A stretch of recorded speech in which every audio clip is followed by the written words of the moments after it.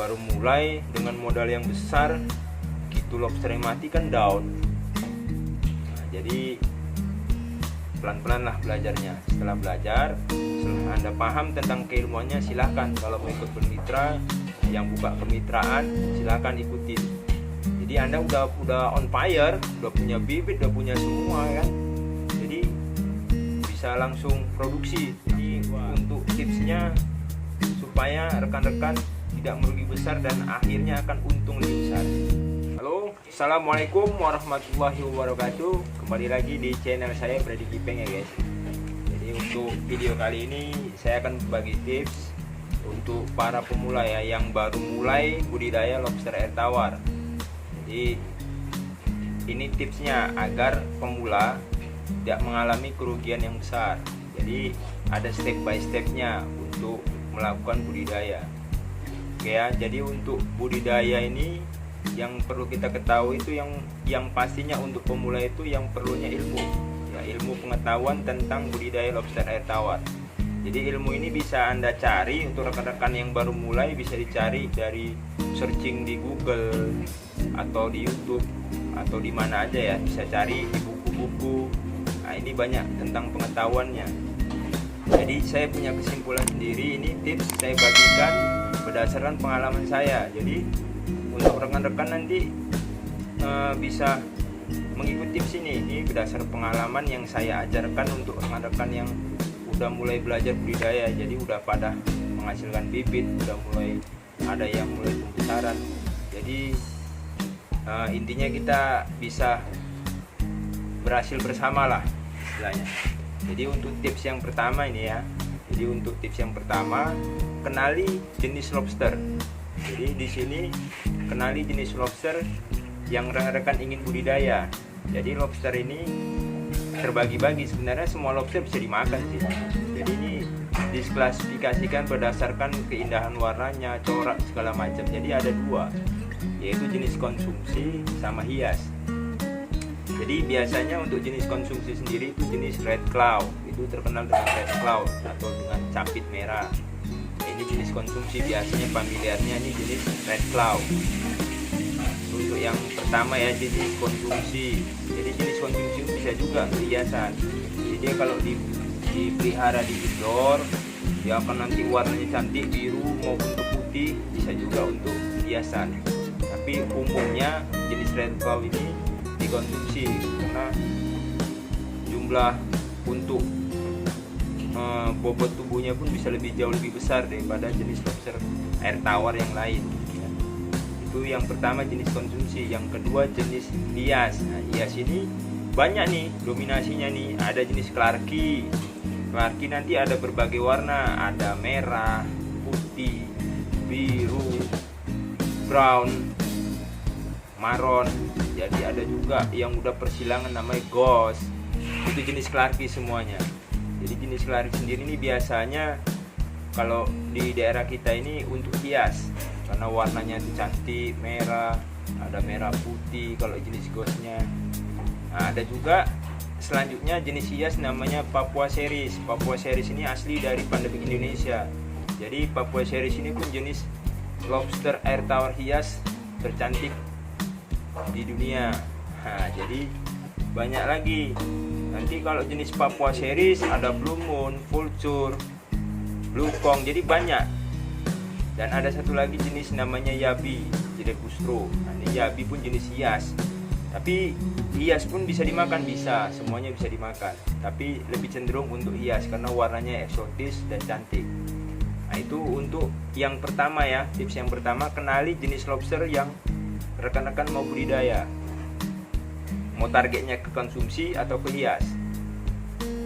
Oke ya, itu yang pertama. Yang kedua, untuk tips yang kedua, lokasi budidaya. Jadi rekan-rekan harus tahu lokasi budidaya ini untuk indoor atau outdoor atau semi outdoor.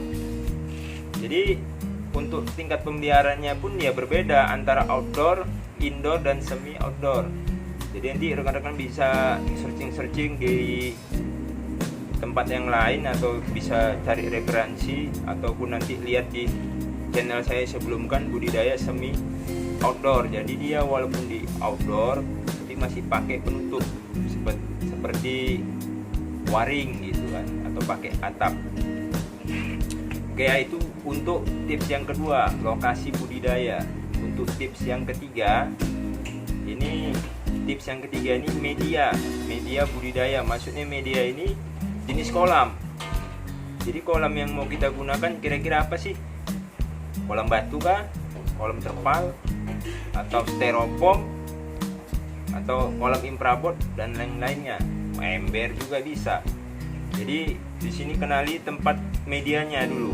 Jadi nanti setiap tempat lokasi budidaya kayak kolam batu, kolam terpal ini ada tingkat berbedanya juga. Ya, ini untuk medianya. Yang tips keempat, ini peralatan yang digunakan. Jadi peralatan apa aja yang digunakan untuk budidaya, seperti aerator, pipa shelter, atau untuk pemijahan nanti hijau. Jadi kenali peralatan yang akan digunakan untuk budidaya. Oke, yang kelima, ini yang kelima biasanya ini lebih spesifik nih. Nah, yang untuk yang kelima, nah ini beli indukan. Jadi beli indukan atau anakan mana aja boleh, mau anakan atau indukan. Untuk pemula bebas ya, mau dari mana, yang penting kalau bisa yang udah bisa hidup di kolam, mau hasil budidaya, mau nangkep di sungai. Cuman kalau nanti nangkep di sungai atau danau ini perlu proses lagi panjang, dia adaptasi yang begini. Jadi kalau mau beli langsung ke tempat yang budidaya. Nah, ini silakan ke tempat yang budidaya. Jadi bisa langsung beli di lokasi ataupun di toko-toko akuarium, banyak juga toko-toko akuarium juga boleh. Nanti beli indukan di situ atau beli langsung ke peternaknya. Jadi ini untuk pemula nih saya sarankan beli aja sedikit dulu ya kan. Untuk anakan bisa 20, 30 atau 50 ekor. Atau untuk indukan beli aja sepasang atau satu set, minimal satu set atau sepasang lah. Intinya minimalisir kegagalan nanti, kerugian yang amat besar.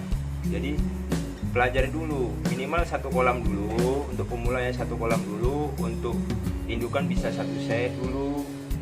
Nanti dipelajarin ilmunya. Jangan terburu-buru langsung ikut kemitraan, ambil dengan budget yang amat besar tuh, misalnya budgetnya kemitraan dengan harga sekian. Jadi nanti dulu pelajari dulu satu kolam dulu. Nah, setelah satu kolam mulai ngebreed berhasil, untuk proses burayaknya, anakannya.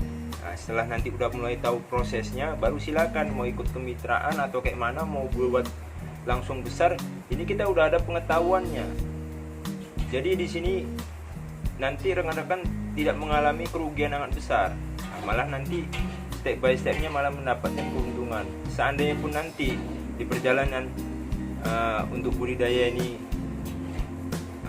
nggak berjalan, itu rekan-rekan nggak terlalu rugi besar ya. Kita bilang lah untuk beli styrofoam untuk satu ukuran 70 x 40 ya kan, ini untuk budidaya satu set.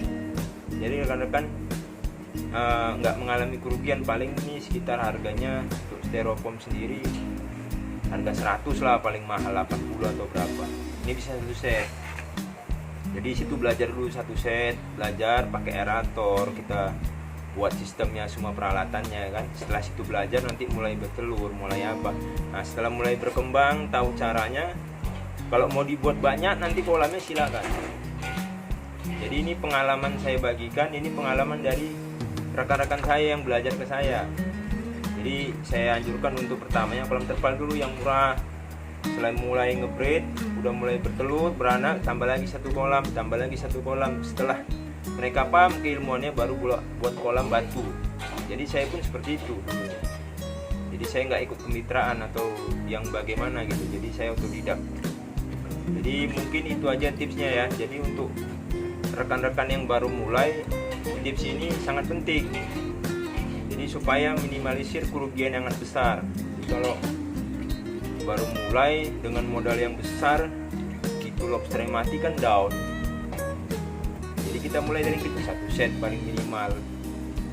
Oke ya, semoga tips ini bermanfaat untuk rekan-rekannya yang baru mulai ya, Nah, jadi pelan-pelan lah belajarnya. Setelah belajar, setelah Anda paham tentang keilmuannya, silahkan kalau mau ikut bermitra, yang buka kemitraan silahkan ikutin. Jadi Anda udah on fire, udah punya bibit, udah punya semua kan, jadi bisa langsung produksi, langsung jual. Oke, itu tipsnya ya untuk rekan-rekan ya, semoga bermanfaat untuk pemula. Ini untuk tipsnya supaya rekan-rekan tidak merugi besar dan akhirnya akan untung lebih besar. Oke, semoga bermanfaat. Assalamualaikum warahmatullahi wabarakatuh.